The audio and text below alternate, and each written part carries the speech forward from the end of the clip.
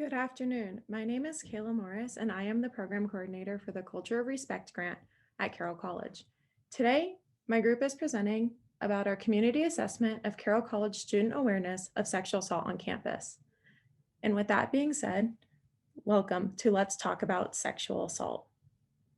And my name is Holmes. I'm the assistant project manager. I'm Dana Beaty.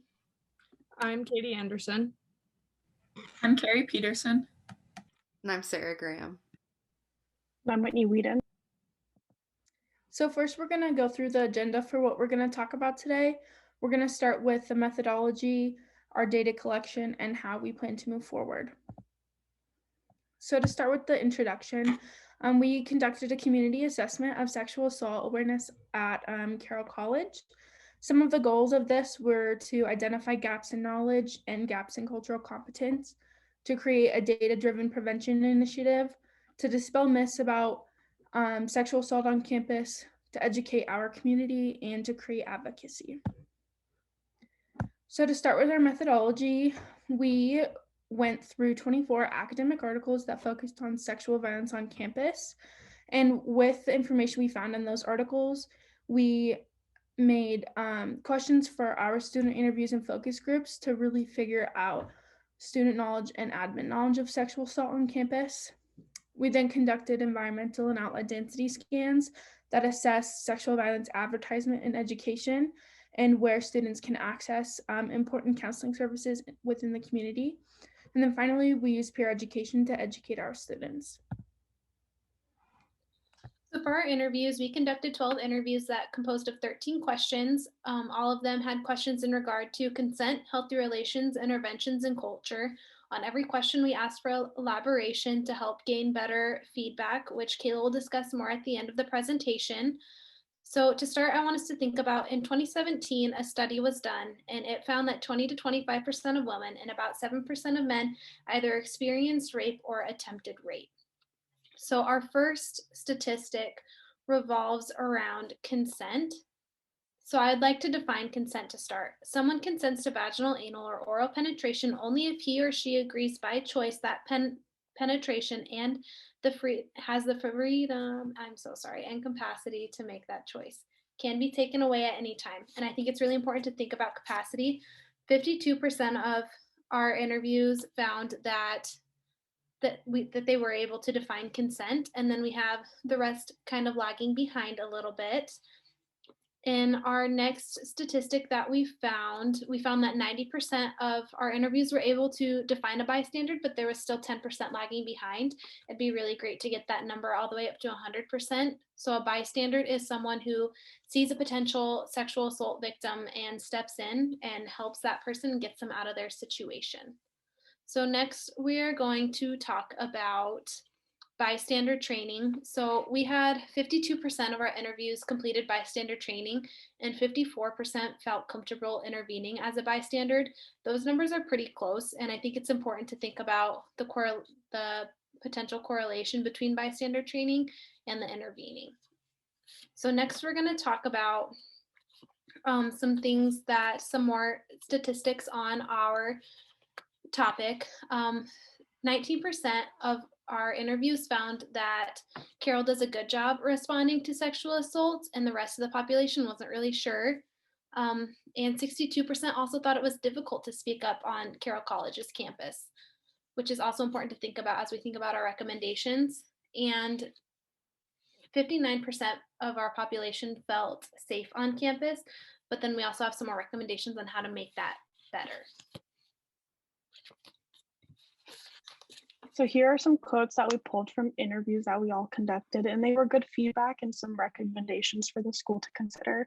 So the first was educate everyone on campus rather than just the football team. The second was bring in educators on the topic, such as law enforcement, instead of having students and teachers teaching it. Somebody else said that they vaguely remember freshman year, someone saying something about the Friendship Center or the Title IX coordinator. And then lastly, someone quoted that having a similar thing to alcohol EDU, but related towards sexual assault. So it's like a yearly thing that people are recognized on. Here are some recommendations and more feedback. So the first was, just because it's a Catholic school doesn't mean that people aren't having sex, and it doesn't mean sexual assault shouldn't be reported. Secondly, someone kind of thought that Carroll provides more support for the accused to protect their image, and they don't like regarding the school with that because it's better. Thirdly, some people think that it's hard to remember what consent is because it's confusing and easy to pretend what it is, to make it less intimidating. And lastly, someone said that other campuses have way more crime and rape rate. Over 2 years, we have only had 2 known rapes. That's not bad. And those are good numbers, but we don't actually know if they are correct just due to underreporting. We also conducted 2 focus groups, the first with athletes and the second with administration. So first I'll talk about the athlete focus group. We talked to 7 athletes at the same time, and we had a lot of great comments from them. One thing they said was it's hard to remain anonymous due to the size and the culture of Carroll. Also, there's minimal education that we as students receive, and the majority of it is centered around the party scene, and that's not where all assaults happen. Additionally, we only hear about mishandled situations, so we don't know if things are being handled well sometimes or the accurate rates of what's happening on our campus. They also noted that the people you report to aren't extremely approachable, which could be difficult, and it would be easier to confide in a friend or a peer. There was also some confusion around mandatory reporters and who they are. And lastly, students are more likely to access resources off campus than on campus. It's just easier for them, they said. They also had a lot of great suggestions, which we'll talk about at the end of the presentation. Our second focus group consisted of 7 members of administration at Carroll. We included them because of the authority they hold on campus, and we hope that this would lead to meaningful changes. Being students, we were nervous to bring these sensitive issues to admin, but we were pleasantly surprised by the enthusiasm they brought to the conversation. They showed special interest in improving reporting and misconceptions around reporting, as well as improving preventative educations around sexual assault on campus. All party members agreed that sexual assault is something that affects our society, and because it's a societal issue, it affects our campus presently. They all had varying levels of awareness around the topic, which led to meaningful conversation and growth by all members of the focus group.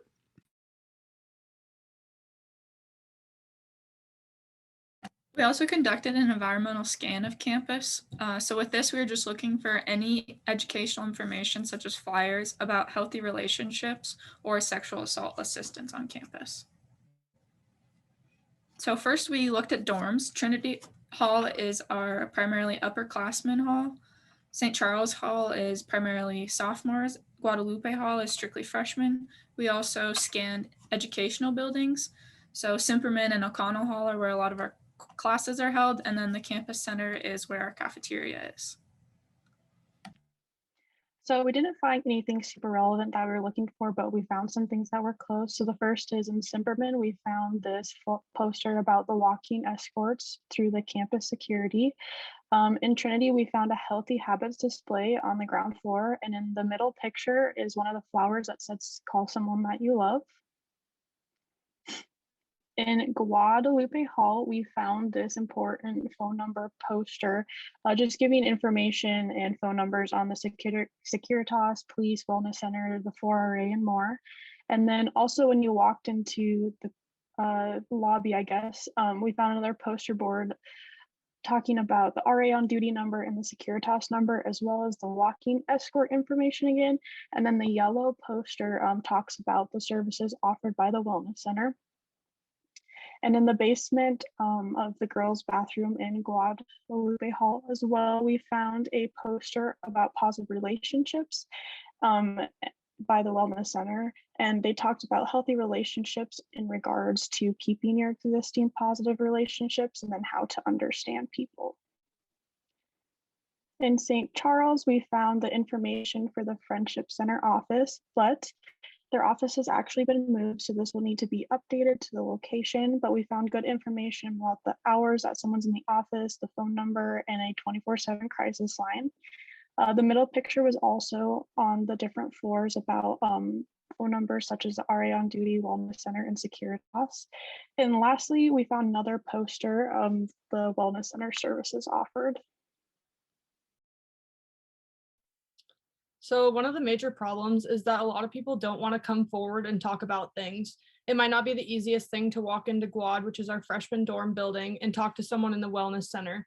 So maybe if students knew more about resources off campus, they would be more likely to come forward, talk, and cope with what happened to them.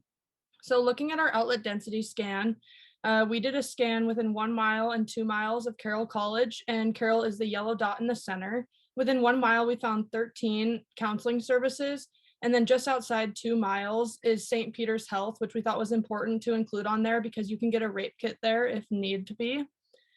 And so counseling can be a good way for victims to feel like they're in a safe place and can talk about their feelings and cope with the trauma they experienced. Through our interviews that we conducted, we learned that there's a misunderstanding with who mandatory reporters are. So it might be calming to know that they can talk to a counselor outside of campus. So this first quote states that 12 participants blamed themselves for the incident, though half of these blame the offender as well. This was a study that was out of 14 people. So being able to talk to a professional about this could potentially help reduce this number of individuals that are blaming themselves. Another quote states that although it is clear that dating violence is a common occurrence on college campuses, our ability to support young women is considerably hampered by underreporting of violence. So giving students the option to reach out may encourage them to feel like they're safe to report what has happened. So in conclusion, it's important for Carroll College and us as a community to understand and be aware of what these victims are going through to help them not fight this battle alone. So I wanted to finish this section off of the presentation with this last quote that states, "It's only by fully understanding the student victimization experience that universities can continue to make campus a safe setting for learning and skill development."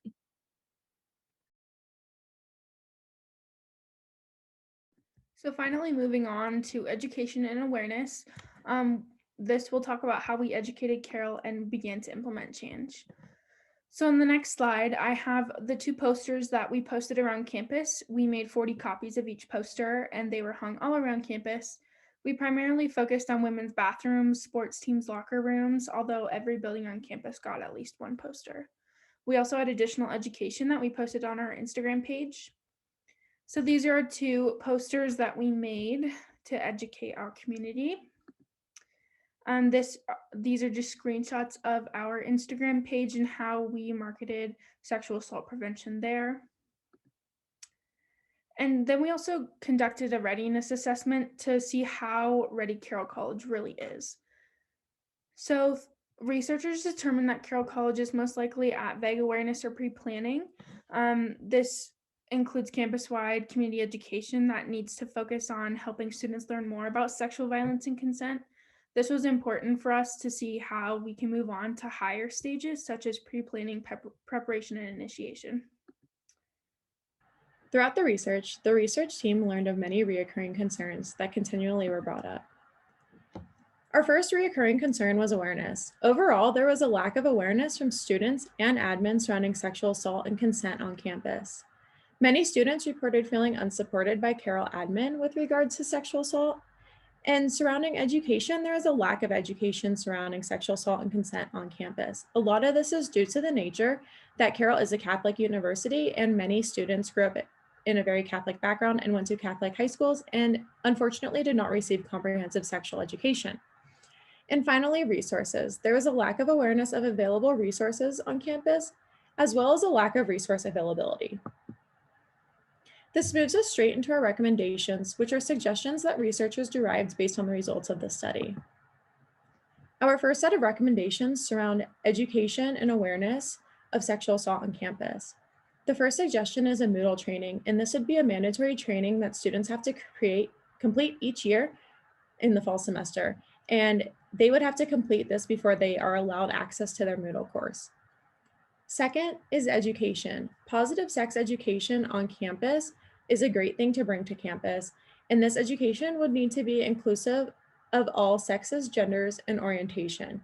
The education will cover things like sexual assault and consent, as well as including inviting a guest lecture on positive sex education, consent, and sexual assault to come speak to our campus. Another suggestion is a course, and this would be a 1-credit course similar to Alpha Seminar, but this course would cover sexual assault, bystander intervention training, consent, and any other relevant social issues on campus. And finally, for bystander intervention training, we suggest that this training recognizes situations in all settings, not just as parties. As many students brought up that they are able to recognize what sexual assault looks like at a party, however, they struggle to recognize it on campus. Moving on to the Title IX office suggestions, our first one is an online report tool. The first suggestion is a Title IX email address, and through our admin focus group, we found out that there is a Title IX email address, but it is not well known. So making that well known, that way students are able to just email Title IX office instead of figuring out who the Title IX coordinator is, would increase reporting. A second suggestion is linking the online report tool to the Okta page, as many students visit Okta daily, if not multiple times a day. This would be an easy place to go look for it after a crisis occurs. It was very difficult for us to find the online report tool online, and so making it a very easy, well-known access point would increase reporting. Another suggestion is pardoning conduct violations for all involved in the Title IX process.